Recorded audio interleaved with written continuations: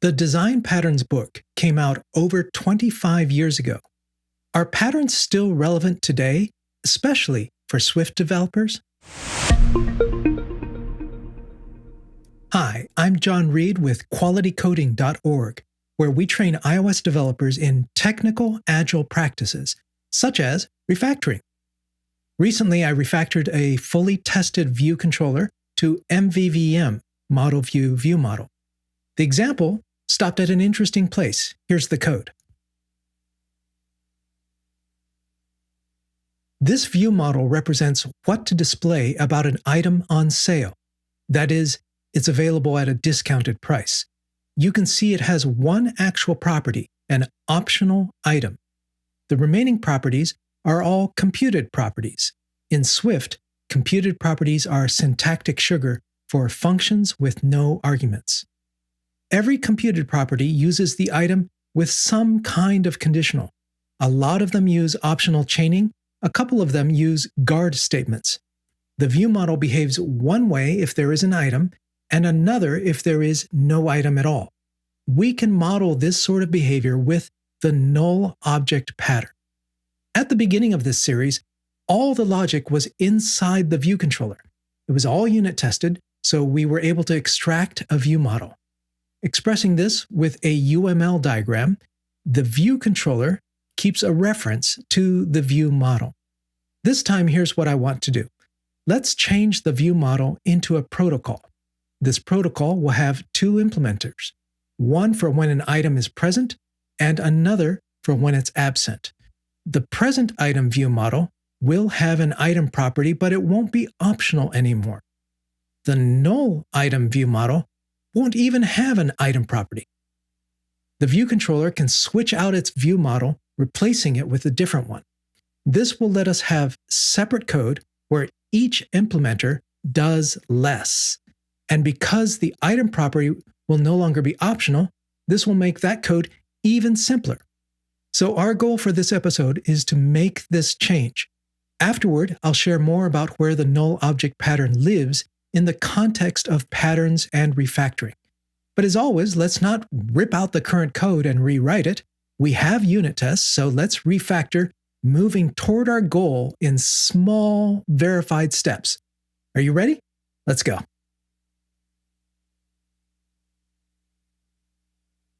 The first thing we want to do in any refactoring is run our existing unit tests just to make sure that they're still green.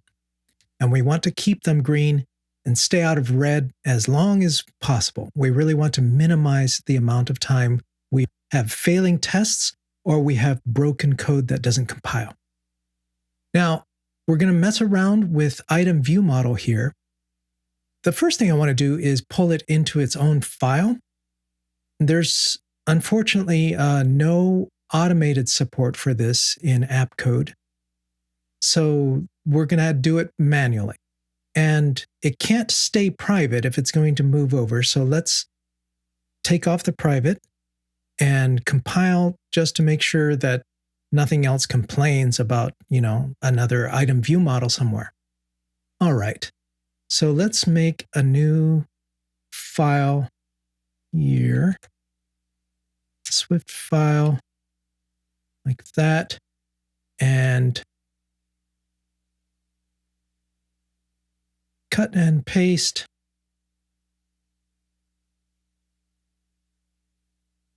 Doesn't know what UI image is, so let's give it UI kit.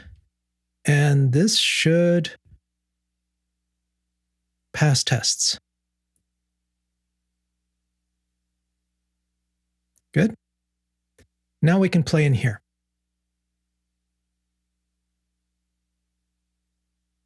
I said that I want to extract basically a protocol from this, but that's hard to do in one step. I mean, that's kind of the final goal. But to get there, we need to do some other things. If we look at where this is called,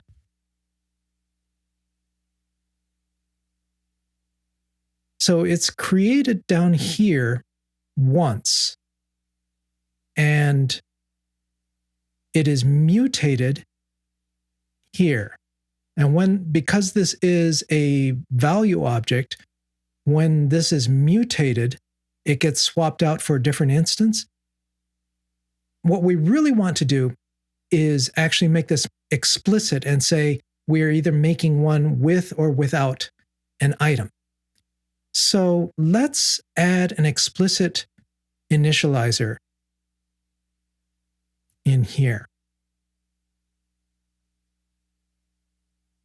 Like that. That'll do just fine. Let's try to build. It doesn't build, so we want to get out of code not building as fast as we can. When it starts, the item is nil, but let's confirm this now by running tests. And then here, where it implicitly creates a new item view model, let's make this explicit. Instead of setting the item, we are going to set it to a new item view model. Or the item is the item, and let's see if this passes. It does. Good. So that's a step forward. I do encourage you to get the code and try it yourself, using Xcode or app code or whatever you want. So now we have an item view model made here and another one made here. In order to create one thing or another thing, we need a factory method so instead of instantiating an item view model, we're going to make a present item view model or a null item view model. Let's work on that. We can start with, say, a static function.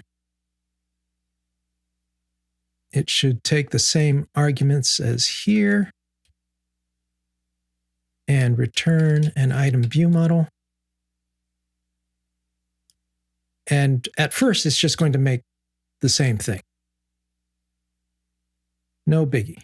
This should compile. And then we should be able to use it directly here. Run tests. And here.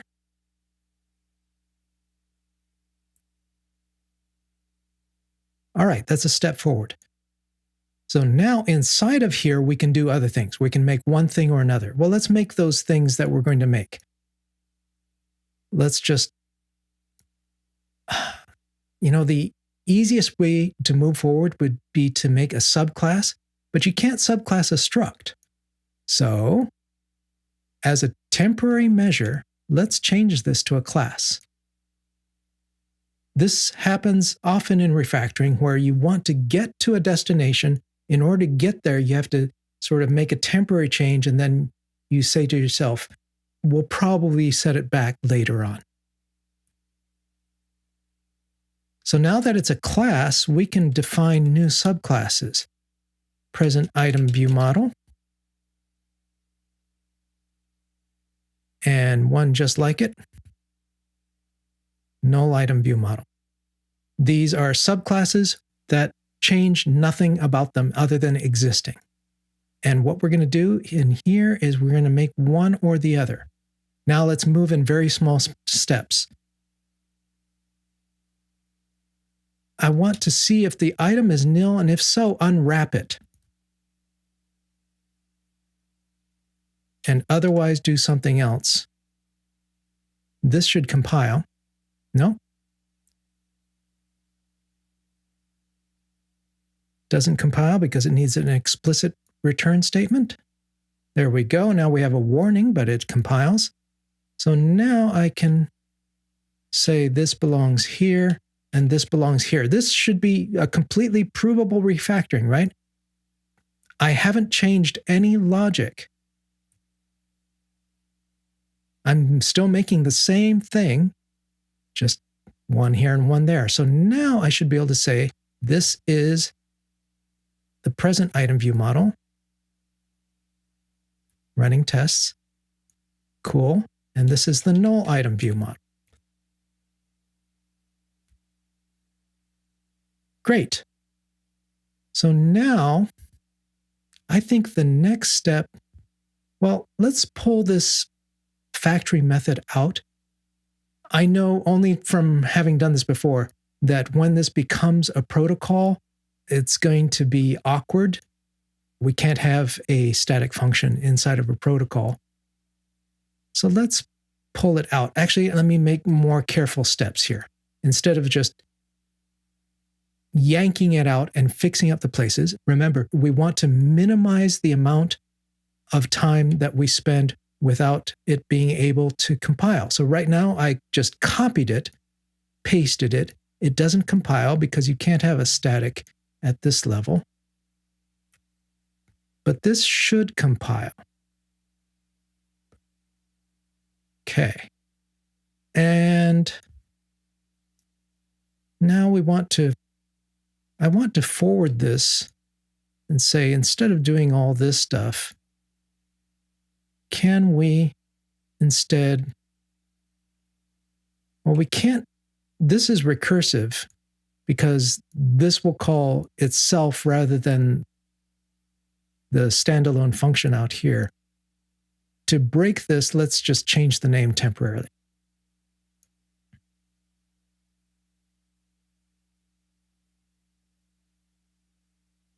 All right.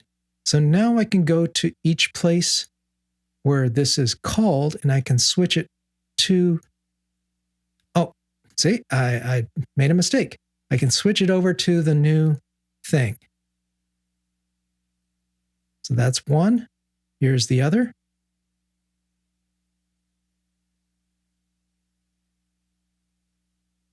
And now this is no longer called.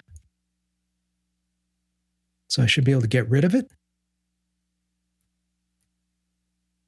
And now we come back here and make2 is not a good name. Let's say make item view model. And this should still be fine. Okay. There's no longer any need for this to be a var property. Let's see if we can change it to a let. In fact, let's see if we can make it private. That should help. We want to restrict information as much as possible. Okay, so that works. Now let me copy it again.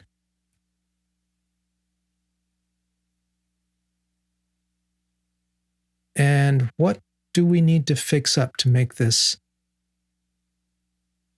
work? Ah, it needs overrides. All right. We'll let it override and override. I see one bit of red up here. And that's that we need to call superinit. Okay. Now I've gotten, I think, all the compile problems out of the way. Let's see if this still works. It does. Now let me again copy everything inside of here and plop it down. Exact same thing inside of the null item view model. No changes. All right. So now we have two copies. We have two classes that are exactly the same except for their names. And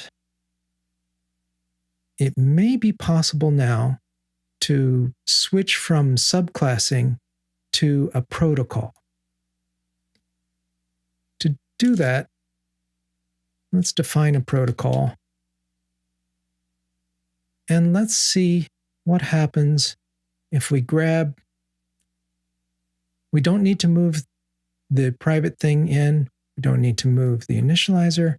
If we copy the first thing here and get rid of its body,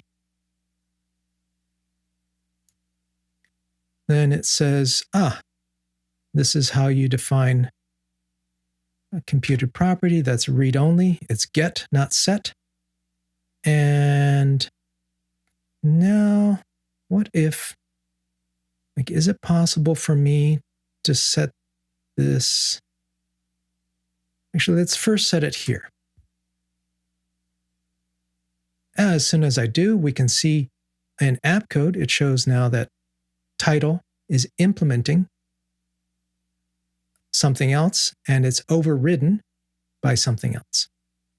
So that seems to be the way forward. Let's grab the others.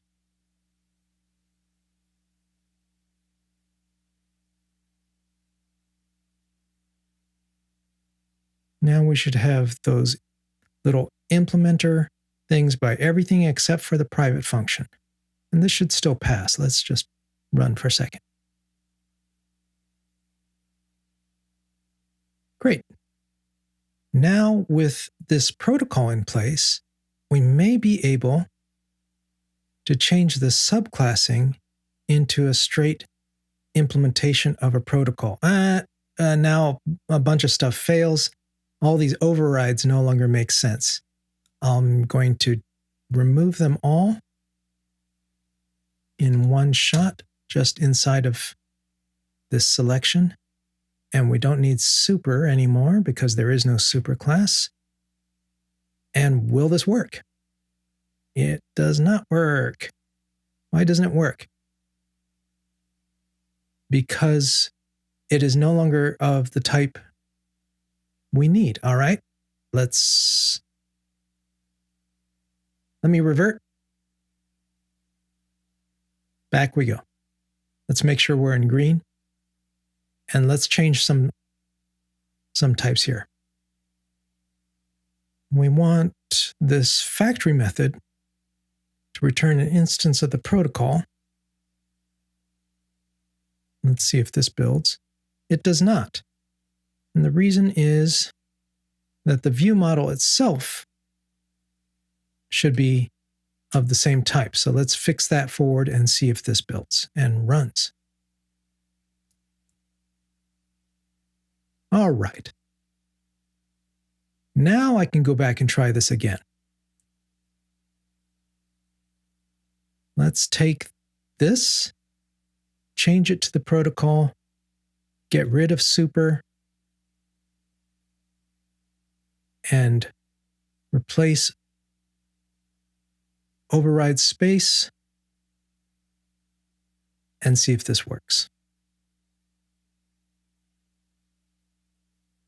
It does. So we should be able to do the same thing. In fact, I should be able to copy the guts of this whole thing, paste it in here, and change this to the protocol.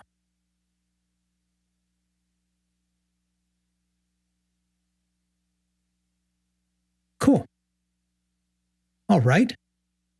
Now we have present item view model and null item view model, both implementing the same protocol, and they both have the same bodies. Is there anything left? There's nothing here when I click on this that's using this. So I should be able to remove the original item view model.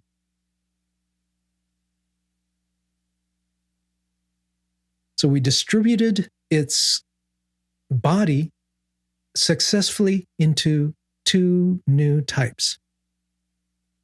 Can these types now become structs again instead of classes? We should be able to do that, right? I should have done one first. That's okay. Okay, so now they're structs again. And the protocol, now we can rename it back to item view model. Now, could you have done this in fewer steps by just ripping this apart? Yes, but you would have been broken this whole time. You notice that even as I was doing these small steps, when I would run into a situation where things didn't compile, my first step is either to fix forward if I can do it like in one step, or basically in one step, or undo, and try making the fix in a different way, sort of the required fix first, so that then I can do the thing I want to do. Trying to stay in green all the time. Now we have a factory method that returns an instance of a protocol or an implementer of a protocol that's going to be one or the other of these. Those are both the same. Let's start now simplifying these things. Null item view model, we know, doesn't actually need, well, we know from where it's called that item will be null. So actually, let's see if this works. Let's see if we can just say, you know what, we're just going to pass in nil. All right, good. So this is nil. That means this is nil. And that means we can change the signature of this to say we don't even need to pass it in anymore.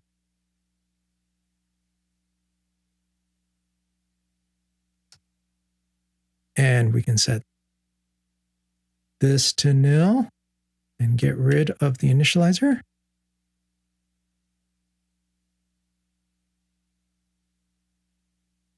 And now let's see if we can translate this, the code, into the simpler version. So we have here some optional chaining. If you call nil,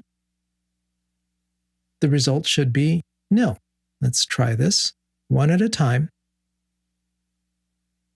Good. Again.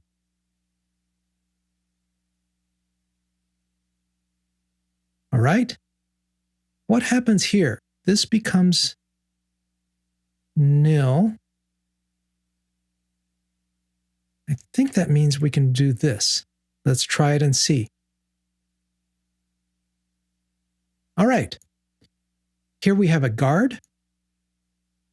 And so we know it's nil, so we can get rid of this and we can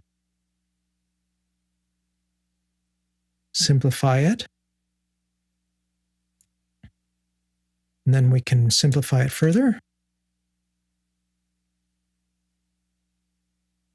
Watch this thing shrink down. Is strike through price hidden? It returns the opposite of is on sale. Is on sale, if the item is nil, it will do the first thing. So let's say it's going to just return false.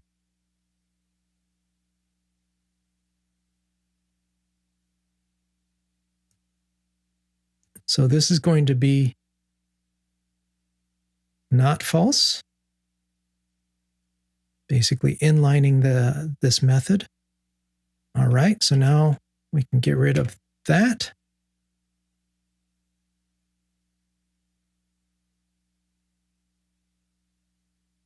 And now we can simplify this to is strike through price hidden true?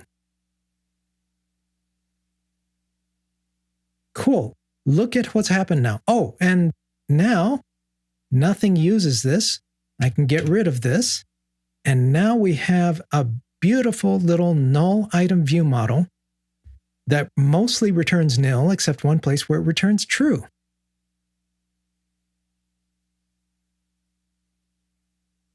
This is cool. Okay, what about up here? In this case, for the present item view model, the value that's going in is not optional anymore. So I wonder if we can change this signature to make it not optional and run tests. All right, which means that we can make this not optional, but as soon as we do that, now we have some things break.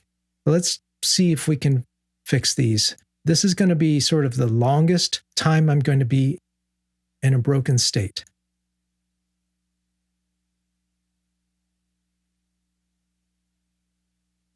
Uh-oh. Item, current price, maps into there. So we should be able to just grab this, get rid of the map, and stick this inside of here, I think. We know item is present, so we should be able to just get rid of that and get rid of that. I think that should do it. Let's try.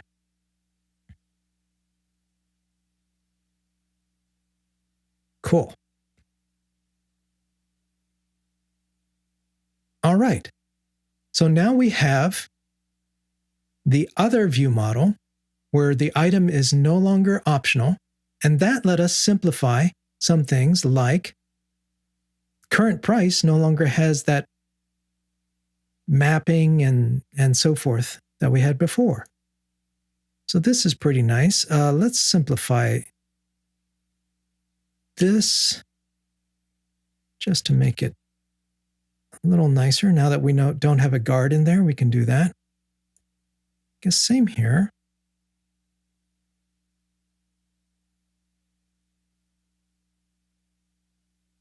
All right. And there we have it. We have two view models, and we're using the null object pattern to create one or the other. There's a protocol that defines the interface that they have in common. We have the first view model where the item is present, in which case we no longer have all those nasty conditionals and guards, and the null object version, which is super simple. Isn't this cool? So there you have a demonstration of refactoring to the null object pattern. Let's talk a little about the pattern and where it lives in the larger world of design patterns. Design patterns are discoveries we make about ways to write code. We don't want to use any particular pattern everywhere. Instead, each pattern has a name, the context in which it's useful, things to consider when applying it, and related patterns and alternatives. If you have the original design patterns book, you may wonder if the null object pattern is in there. It's not. The original book is not a complete catalog of patterns and was never intended to be. Instead, it launched an entire community of programmers writing new patterns. Several books use pattern languages, and many patterns never made it into any books. I would like to see this community revived so that we can keep increasing our shared vocabulary of useful approaches. In a way, the null object pattern is hidden in the original design patterns book. It's a specific case of the strategy pattern. Look again at the design diagram. We switch behavior by changing to a different implementation of an interface. Each of these is a different strategy. We could even have a third strategy to handle regular items separately from discounted sale items. You can learn more about this pattern from the books about refactoring. Yes, books, plural. One of the entries in Joshua Kirievsky's book, Refactoring to Patterns, is a refactoring named Introduce Null Object. The steps for this refactoring apply if your null logic is scattered across your code. In the second edition of Martin Fowler's book, Refactoring, the null object pattern is mentioned inside of a refactoring named Introduce Special Case. As Fowler describes, null object is a special case of special case. Here's a fun fact. I haven't used the null object pattern in nearly 15 years. And that's because it's mostly unnecessary in Objective-C. Remember how at the start of this demo, we had computed properties that used optional chaining? In Objective-C, optional chaining comes for free because you can send any message to the nil pointer. Whatever message you sent, it would answer 0. That 0 had many meanings: false, or the number 0, or the first case of an enumeration, or another nil pointer. So in most cases, Objective-C gave us the null object pattern for free. Now we're coding in Swift, where we want to avoid nullability. So consider the null object pattern. See if separating your code into two pieces, one for the null case and the other for the not null case, might give you simpler code. What do you think? Please leave a comment with your thoughts. And if you've watched this far, give this a like and subscribe. Also hit that bell so you get all the notifications for coming videos. And that's as far as we're going to take this exercise for Model View View Model, MVVM. In the next episode, we're going to start over, but not do MVVM. Instead, we're going to do MVP, Model View Presenter. Until then, happy refactoring.